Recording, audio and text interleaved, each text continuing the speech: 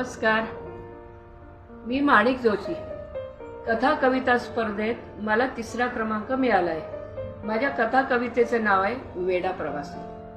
गावाच्या वाटेवर चालत होता एक वेडा प्रवासी एकटा.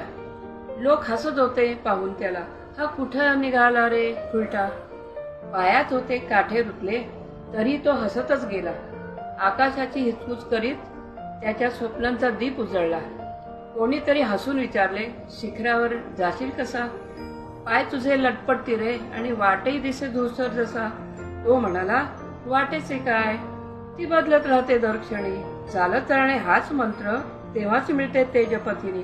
आणि खरोखर वर्षांनी त्याच्या नावाची चर्चा होती. जे हसले होते त्यांनीच मग त्यांच्या पावलांना वंदन केले होते.